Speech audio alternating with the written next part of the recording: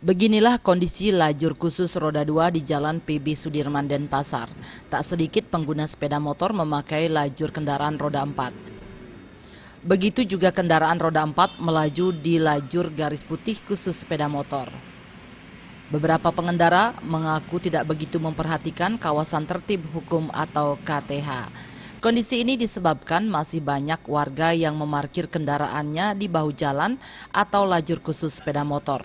Kondisi jalan yang rusak di bahu jalan juga membuat pengguna sepeda motor lebih nyaman memacu kendaraannya di lajur yang dinilai lebih bebas hambatan.